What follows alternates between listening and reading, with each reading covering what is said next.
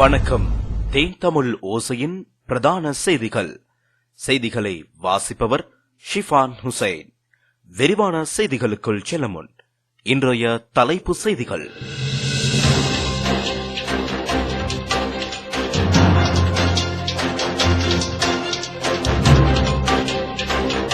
நாட்டின் பொருளாதாரத்தை கருத்தில் கொண்டே ஊரடங்கை தளர்த்துகின்றோம். சமூகத்தில் கொரோனா பரவும் அச்சுறுத்தல் இல்லை என்கிறார் பவித்ரா. பயங்கரவாதி ஜஹ்ரானின் திருகோணமலை பயிற்சி நிலைய உரிமையாளர் கைது. நல்லாட்சியில் கொரோனா தாக்கியிருந்தால் பாரிய விளைவுகள் ஏற்பட்டிருக்கும் சாந்த பண்டார. உடல்களை அடக்கம் செய்ய அனுமதித்து வர்த்தமானியில் திருத்தம் மேற்கொள்ள நடவடிக்கை எடுக்குமாறு ரிஷாத் பதியுதீன் ஜனாதிபதிக்கு கோரிக்கை கடிதம். யாழ் விடத்தல் பலை தனிமைப்படுத்தல் நிலையத்திலிருந்து 60 பேர் விடுவிப்பு.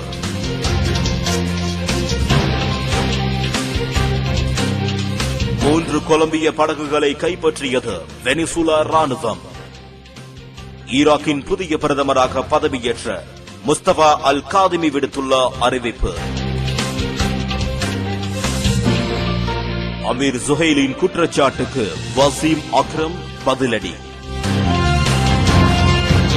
விரிவான செய்திகள். இலங்கை செய்திகள். கோவிட்-19 வைரஸ் தொற்று நோய் சமூக பரவலாக மாறும் அச்சுறுத்தல் இல்லை.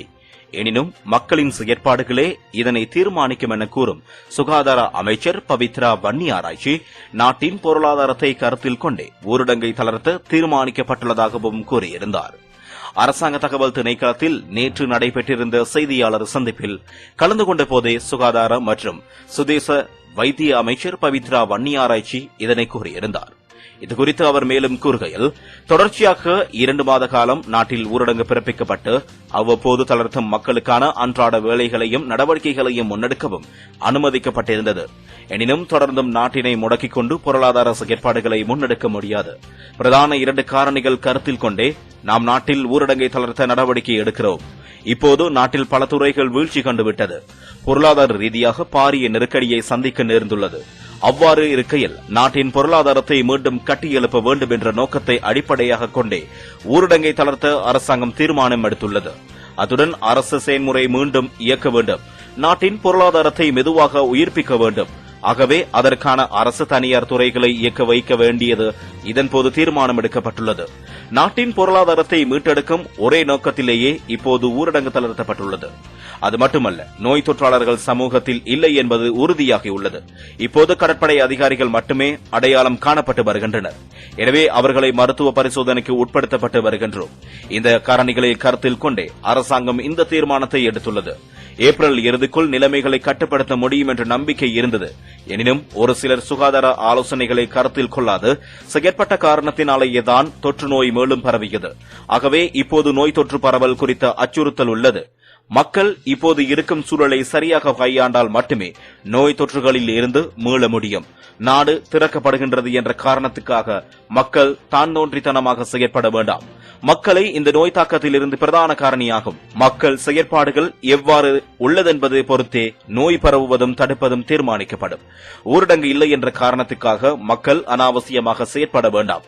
நோயாளர்கள் என கண்டறியப்பட்டு குணப்படுத்தப்பட்டுள்ள நபர்கள் வீடுகளில் இருக்க வேண்டும். அத்துடன் நோய் தொற்றுக்கு உள்ளாகியுள்ள கடற்படை அதிகாரிகளின் குடும்பத்தினர் வீடுகளில் இருக்க வேண்டும் என்றார்.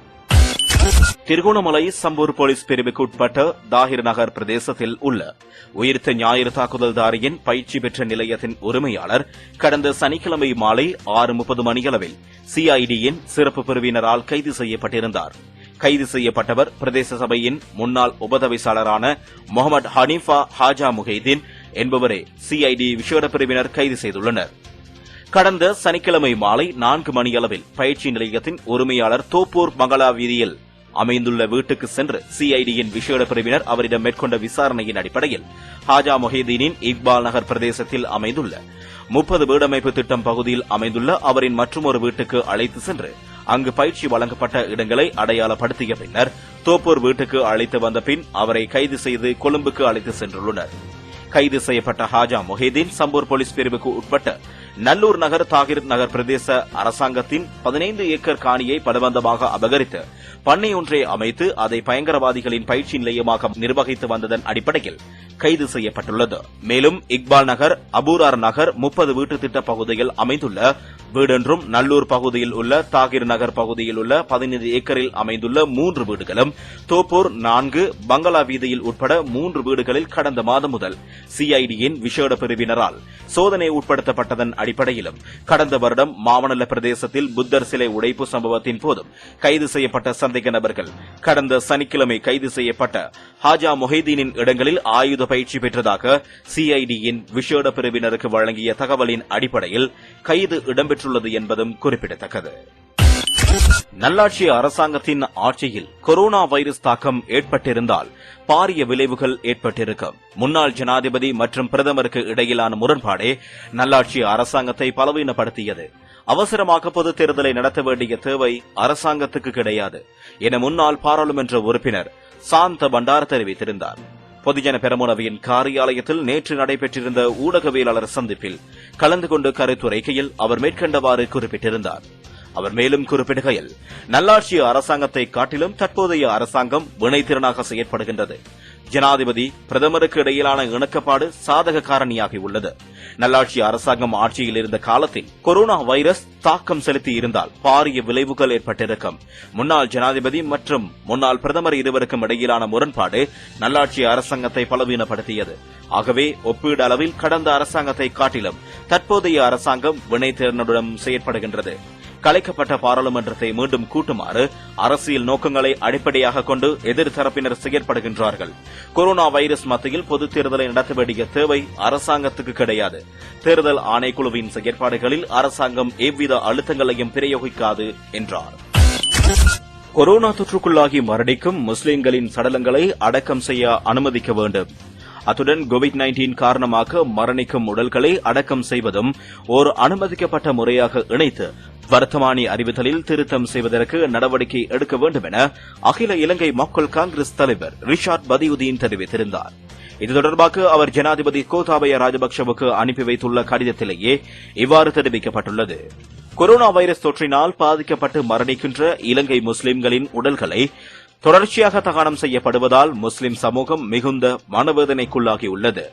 மரணித்தவர்களினது உடல்களினை புதைக்கலாம் என்பது தொடர்பாக மக்களுக்கு உங்கள் கருத்து கூறுவதற்கு தேவையற்றிருந்த போதிலும் அது தொடர்பாக சில விடயங்களை முன்வைக்கலாம் என கருதுகின்றேன். உலகில் 180க்கும் மேற்பட்ட நாடுகளிலும் உலக சுகாதார ஸ்தாபனம் WHOவினால் 2020 மார்ச் மாதம் 24ஆம் தேதியில் வெளியிட்ட கோவிட்-19 காரணமாக மரணிக்கும் உடல்களை பாதுகாப்பாக கையாள்வது தொடர்பான கட்டுப்பாடுகள் மற்றும் தடுப்பு வழிகாட்டல்களின் பிரகாரமும் கொரோனா தொற்றுநோய் காரணமாக மரணித்த உடல்களை புதைப்பதற்கு அனுமதி அளித்துள்ளது. கொரோனா வைரஸ் தொற்றால் மரணிக்கும் பல்லாயிரக்கணக்கான உடல்கள் ஐக்கிய அமெரிக்கா, பிரித்தானியா, ஸ்பெயின், சிங்கப்பூர், ஆஸ்திரேலியா மற்றும் ஹாங்காங் போன்ற மருத்துவத் துறையில் சிறந்து விளங்குகின்ற நாடுகளில் பாரிய புதைகுழிகள் அடக்கம் செய்வதற்கான செயற்பாடுகள் சர்வதேச செய்திகள் ஊர்ஜிதப்படுத்துகின்றன. ஆனால் எமது நாடான இலங்கையில் ஏப்ரல் மாதம் 11ஆம் தேதியை வர்த்தமானி அறிவித்தலின் பிரகாரம் அடக்கம் செய்வதற்கும் தகனம் செய்வதற்கும் முடியும் என்பதனை மாற்றி தகனம் மட்டுமே அனுமதிக்கப்பட்டிருப்பதால் அடக்கம் செய்வதற்கான முஸ்லிம்களின் உரிமை தடை செய்யப்பட்டுள்ளது. அண்மையில் பிரதமர் மஹிந்த ராஜபக்ஷ தலைமையிலான நடைபெற்ற கட்சித் தலைவர்களினது கூட்டத்தில் இடம்பெற்றிருந்த ஒரு விடயத்தை கூறலாம் எனவும் நினைக்கின்றேன். அக்கூட்டத்தில் நாங்கள் மருத்துவ நிபுணர்களில் கொண்ட ஓர் குழுவினை நியமித்து மரணித்த முஸ்லிம் உணர்களின் அடக்கம் செய்வது தொடர்பாக விஞ்ஞான ரீதியான ஆய்வு கூட படுத்துமாறு வேண்டுகோள் விடுத்திருந்தோம். இவ்வாறு முஸ்லிம்களின் சமய ரீதியான உரிமையினை மதிக்கும் வகையில் நன்கு ஒழுங்குபடுத்தப்பட்டதொரு மருத்துவ நிபுணர் குழுவை ஜனாதிபதியாக நீங்கள் நியமிக்க முடியுமாக இருந்தால் முஸ்லிம் சமூகம் மிகவும் மகிழ்ச்சியாக அமையும். இவ்வாறானதொரு குழுவை நியமிக்கும் போது அரசு மருத்துவ அதிகாரிகள் சங்கம் கூட சுகாதார சேவைகள் பணிப்பாளர் நாயகத்திடம் எழுத்து மூலம் கோரிக்கை விடுத்திருந்தமையும் குறிப்பிடத்தக்கது. மரணித்த முஸ்லிம்களின் ஜனாசாக்களை இஸ்லாமிய மத சடங்குகளின் பிரகாரம் அடக்குவது உயிருடன் வாழ்கின்ற ஒவ்வொரு முஸ்லிம்களின் பொறுப்பாகும். இந்த அடிப்படையிலேதான் இஸ்லாமிய மார்க்கத்தில் மரணித்த ஜனாசாக்களின் அடக்கம் பரிந்துரை செய்யப்படுகிறது. மரணித்த முஸ்லிம்களின் சடலங்களை தகனம் செய்வது எங்களுடைய தடை செய்யப்பட்டதொன்றாகும். அதனாலேதான் மரணித்த உடலை குளிப்பாட்டப்படும் போது கூட நாங்கள் மிக கவனமாகவும் உணர்வுபூர்வமாகவும் அக்கடமையினை செய்வதற்கு எதிர்பார்க்கப்படுகின்றோம் எனவும் அந்த கடிதத்தில் குறிப்பிடப்பட்டது போல் மேலும் பல உத்தியோகபூர்வமான அதிகாரங்களையும் கேட்டறிந்து பதிவு செய்திருந்தார். யாழ் தென்மராட்சி விடத்தல் பளை 522வது படை அணியின் தனிமைப்படுத்தல் நிலையத்தில் தங்க வைக்கப்பட்டிருந்த 60 பேர் சொந்த இடங்களுக்கு அனுப்பி வைக்கப்பட்டுள்ளனர். கொழும்பு பண்டாரநாயக்க மாவட்டத்தைச் சேர்ந்த 60 பேரை இவ்வாறு அனுப்பி வைக்கப்பட்டுள்ளனர். 19 நாட்கள் தனிமைப்படுத்தப்பட்டுள்ள நிலையில் இவர்களுக்கு கொரோனா தொற்றில்லை என PCR பரிசோதனையில் கண்டறியப்பட்டதை அடுத்து சான்றிதழ்கள் வழங்கப்பட்டு நேற்று காலை அவர்கள் சொந்த இடங்களுக்கு அனுப்பி வைக்கப்பட்டுள்ளனர். இந்த நிகழ்வில் 52வது படைப்பிரிவு ராணுவ தளபதி மேஜர் ஜெனரல் சேனா விடுகே கலந்து கொண்டிருந்தார். உலக செய்திகள். வெனிசுலா ராணுவத்தினர் ஒரினோகோ நகதியில் மேற்கொள்ளப்பட்ட ரோந்து பணியின் போது கைவிடப்பட்ட கொலம்பிய படகுகளை சனிக்கிழமை கைப்பற்றியுள்ளதாக அந்நாட்டு பாதுகாப்பு அமைச்சு தெரிவித்துள்ளது. குறித்த படகுகளில் இயந்திர துப்பாக்கிகளும் வெடிமருந்து பொருட்களும் பொருத்தப்பட்டிருந்ததாகவும் எனினும் இதன்போது படகில் எவரும் இருக்கவில்லை என்றும் வெனிசுலா பாதுகாப்பு அமைச்சகம் ஒரு அறிக்கையில் சுட்டிக்காட்டியுள்ளது. இது தொடர்பில் கொலம்பிய வெனிசுலா ராணுவத்தின் அமைச்சகம் எந்தவித பதில்களையும் இன்னும் தெரிவிக்கவில்லை. வெனிசுலா ஜனாதிபதி நிக்கோலஸ் மதுரோவை ஆட்சியிலிருந்து கவிழ்ப்பதற்கு கூலி படையினரால் முன்னெடுக்கப்பட்டிருந்த சட்டவிரோத சதி முயற்சியானது என முறியடிக்கப்பட்டிருந்தது. இதன்போது அமெரிக்க முன்னாள் ராணுவ வீரர் உள்ளிட்ட குழுவினர் கைது செய்யப்பட்டதுடன் அவர்களுக்கு பயங்கரவாதம், சதிப்போர், ஆயுதங்களை சட்டவிரோதமாக கடத்தல் மற்றும் குற்றவியல் குற்றச்சாட்டுகளை சுமத்தப்பட்டுள்ளன. இதனால் 25 தொடக்கம் 30 ஆண்டுகள் சிறை தண்டனை விதிக்கப்படக்கூடும் எனவும் வெனிசுலா சட்டமா அதிபர் ஜெனரல் தரேக் வில்லியம்சாஃப் கூறியிருந்தார். இந்த செய்தியினை தனது ட்விட்டர் பக்கத்தில் பதிவு செய்திருந்தார். ஈராக்கின் புதிய அரசாங்கம் கடந்த ஆண்டு அக்டோபரில் முன்னெடுக்கப்பட்ட வெகுஜன ஆர்ப்பாட்டங்களின் போது கைது செய்யப்பட்ட ஆர்ப்பாட்டக்காரர்களை விடுவிப்பதாக உறுதியளித்துள்ளது. அத்துடன் இந்த அமைதியின்மையின் போது உயிரிழந்த 550க்கும் மேற்பட்ட உறவினர்களுக்கான நீதியும் இழப்பீடும் பெற்றுக் கொடுக்கப்படும் என்று அந்நாட்டின் புதிய பிரதமர் முஸ்தபா அல் காதிமி தெரிவித்திருந்தார். கடந்த வியாழக்கிழமை ஈராக்கின் புதிய பிரதமராக பதவியேற்ற முஸ்தபா அல் காதிமி தனது முதல் அமைச்சரவை கூட்டத்தை தொடர்ந்து இந்த அறிவிப்பினை கடந்த சனிக்கிழமை வெளியிட்டிருந்தார். குறித்த ஆர்ப்பாட்டத்தில் கொலை குற்றச்சாட்டுடன் தொடர்புடையவர்களை தவிர அனைவரும் விடுவிக்கப்படுவார்கள் என்று இதன்போது சுட்டிக்காட்டியிருந்தார். ஈராக்கின் ஊழல் மற்றும் வேளாண்மையை அதிகரித்து வருவதை கண்டித்து அப்போதைய பிரதமர் அப்துல் மஹிதிக்கு எதிராக கடந்த ஆண்டு அக்டோபர் மாதம் மக்கள் போராட்டத்தில் குதித்தனர். நாள்தோறும் ஆயிரக்கணக்கான மக்கள் வீதிகளில் இறங்கி போராடத் தொடங்கியதால் அரசு இரும்பு கரம் கொண்டு போராட்டத்தை ஒடுக்கியது. போலீஸ் மற்றும் ராணுவ வீரர்களில் சுமார் 100கணக்கான போராட்டக்காரர்கள் சுட்டுக் கொல்லப்பட்டமையும் குறிப்பிடத்தக்கது. விளையாட்டுச் செய்திகள். பாகிஸ்தான் 3 உலக கிண்ணங்களை இழப்பதற்கு வசீம் அக்ரம் தான் காரணம் என அமீர் ஜொஹைல் குற்றம் சாட்டியமைக்கு வசீம் அக்ரம் பதிலடி கொடுத்துள்ளார். பாகிஸ்தான் அணிக்கு மிகப்பெரிய பங்களிப்பை கொடுத்த வசீம் அக்ரம் 1992 ஆண்டுக்கு பின் உலக கிண்ணத்தை பாகிஸ்தான் வெல்லாமல் இருப்பதை உருவாக்கினார். அக்ரம் பாகிஸ்தானுக்காக நேர்மையாக இருந்திருந்தால் 1996, 1999 மற்றும் 2003களில் உலக கிண்ணங்களை வென்றிருக்கலாம். இதுகுறித்து விசாரணை நடத்த வேண்டும். இதற்கு பின்னால் உள்ள குற்றவாளியை கண்டுபிடித்து சட்டத்துக்கு முன் கொண்டுவர வேண்டும் என அமீர் ஜொஹைல் குற்றம் சாட்டியிருந்தார். இது தொடர்பான கருத்து செய்தியொன்றினை உங்களுக்காக தேன் தமிழ் ஓசை விளையாட்டு செய்தி பிரிவில் கடந்த காலத்தில் வெளியிட்டிருந்தது. இந்நிலையில் சிலர் அவர்களை பிரபலப்படுத்திக் கொள்வதற்காக எனது பெயரை பயன்படுத்துகின்றார்கள் என்று வசீம் அக்ரம் பதிலடி கொடுத்திருக்கிறார். இதுகுறித்து வசீம் அக்ரம் கூறுகையில், என்னை பற்றி இப்படி எதிர்மறையான விடயங்களை கேட்கும் போதெல்லாம் மிகவும் கவலையாக உள்ளது.